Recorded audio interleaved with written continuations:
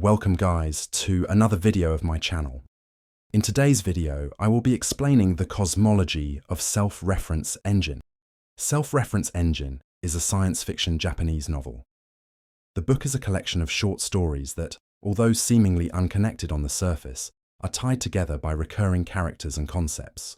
The main storyline of Self-Reference Engine revolve around a cataclysm known as the event, a phenomenon in which the space-time continuum was fragmented into an infinite number of universes, as a result bringing an infinite amount of data into existence. This universe became a completely different infinite multiverse. Another main component of the novel is the giant corpora of knowledge. The giant corpora of knowledge is a race of transcendental entities that were once extremely advanced supercomputers, whose developments eventually led to them transcending their physical forms and becoming one with the laws of nature themselves to achieve infinite calculation speed. With their race having taken over the entire multiverse, their ultimate plan is to restructure the chaotic soup that existence has become back into a single, orderly universe, although this task frequently proves to be a very complicated one.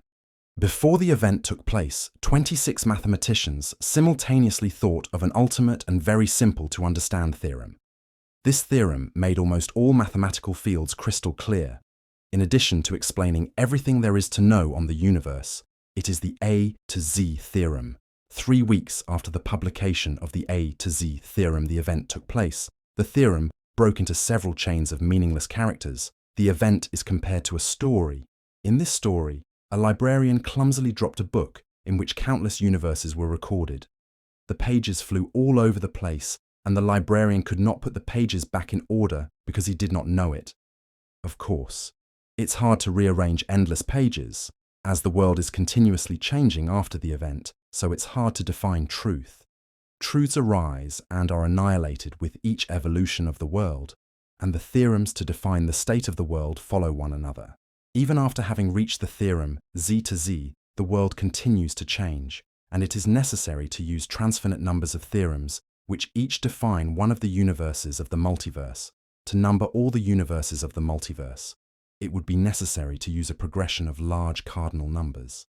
And in the original book, it is stated that this progression will reach the extreme height of this scale of large cardinal numbers. These theorem chains with their corresponding universe, then, is said to be capable of being further enumerated by the von Neumann ordinals, with this sequence eventually reaching up to the countably infinite ordinal numbers, beyond all cardinals, and then further still, into the hierarchy of large cardinals, and then further still, up to the limit of this hierarchy, past which everything devolves into pure arbitrary nonsense.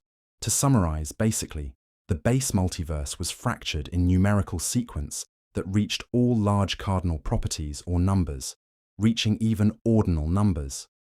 The universe is said to be a 32-dimensional, and the physical reality existing in only a 3-dimensional pocket dimension. But actually there is an infinite dimensions and infinite planes, the stars as cross-section subsets of higher infinite dimensional objects. Now both humans and giant corpora of knowledge are a part of a hierarchy in which even beings like them are lined up.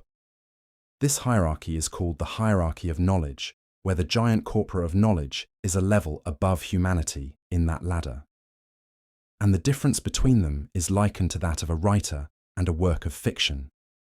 The book further asserts that, if humans are like dreams to the giant corpora of knowledge, then the corpora must, themselves, be the dream of a higher level entity, who is itself the dream of something from an even higher level, and so on ad infinitum.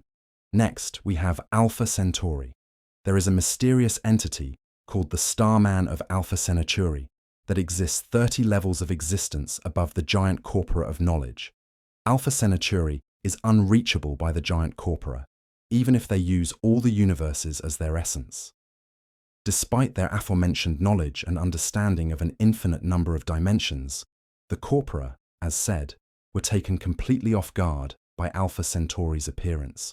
Some of them died of pure indignation, and others were so shocked by the experience that they formed a religious cult around the revelations received from above, proving that the layers in this hierarchy have axiomatic transcendence or qualitative superiority. Beyond even Alpha Centauri in the hierarchy, we have Laplace's demon, Baphomet, and the hierarchy of demons. Baphomet, an entity from an even higher level than Alpha Centauri, also describes the difference in power between himself and Yggdrasil, one of the corpora of knowledge in charge of our universe, as less than a speck of dust that has fallen into the universe that exists within a speck of dust. Further proving the qualitative superiority, Laplace's demon is basically the entity that knows every point of space and time. Laplace's demon has reached a higher rung in the logical hierarchy than the Alpha Centauri and the giant corpora of knowledge, and sees all of them as a dream, but this demon is itself the dream of another demon, and there is an infinite layered hierarchy of demons. At the end of all logical levels, there would be a huge desert that extends to infinity in all dimensions. The hierarchy of knowledge isn't the pinnacle of existence, as there is an implication that there are levels even further beyond that hierarchy. For instance, Hildegard, a corpus of knowledge who was captured by Alpha Centauri and used as a dictionary to allow for communication between levels, wrote down her experiences during that period in the form of prose and poems. And according to her writings, existence is comprised of multiple ladders leading to higher ladders, upwards for many levels, indicating the presence of many hierarchies. Next we have self-reference engine Nemo Ex Machina, also known as the self-reference engine, is the non-existent mechanical entity and the narrator of the book, seeing everything and everyone in it as fictional. The back cover of the book claims that it is not really a novel, and nor is it a collection of short stories, but rather that it is simply a textual machine known as self-reference engine. The book starts talking directly to us. More precisely, it is revealed that what we have been reading is actually the narration of an entity called self-reference engine, a non-existent mechanical construction whose purpose is ultimately to tell stories, which it fulfilled by having us read the contents of the book. Every story that is mentioned in the book is just an infinitesimal aspect of his library, because there are infinite stories, with the one mentioned in the book being just one of them. All possible character strings, and thereby all possible stories, are contained in the self-reference engine, and this includes even what is, to our natural language, pure nonsense.